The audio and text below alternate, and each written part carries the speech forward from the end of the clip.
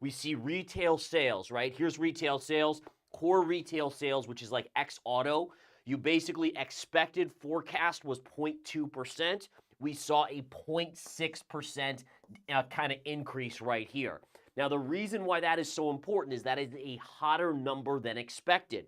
And again, the reason why a hotter number than expected is not necessarily good is because it continues to keep the yields up and the dollar gaining strength. All right, so again, this was hotter than expected. Now, retail sales month over month, with including autos, forecast was 0.3%, came in at 0.7%. So again, much, much, much, much hotter than expected. And both of these numbers, again, it makes it very, very hard to say, wow, the Fed can start cutting rates or the Fed can stop raising rates. Now, I will say this. I don't expect the Fed to continue to raise rates, but it does make it almost impossible for them to cut rates anytime soon. And if you look at the yield, and we're going to do that right now, folks, let's go right into the charts and let's see what the charts are showing us. This is the daily chart of the 10-year yield. I want to flip over to the 10-minute chart and look at that.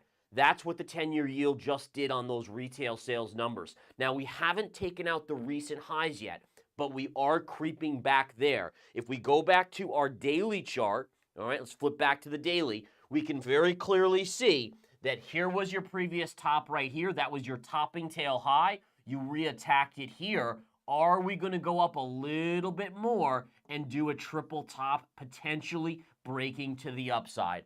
I myself am doubtful of that. I am still favoring the downside. In fact, I'm looking to add to my TLT position as we move up in the 10-year. And remember, TLT, basically, you view it as an inverse play to yield. So when yields go down, the TLT generally rises. And again, that's how you play it, generally speaking. All right, so again, while we have to watch this very closely and see if we break out, we also, again, based on charts, you respect the topping tail high until proven otherwise. That is technical analysis 101. People that start going crazy and getting emotional, they'll say, oh, yields are going to 5%, 5, 10%, whatever it is. That's emotion. You look at the data, you look at the charts, that's how you make your decisions. As soon as you let emotion get hold of you, you start losing. That's the nature of pretty much everything in life, right? When you get too emotional, you make bad decisions.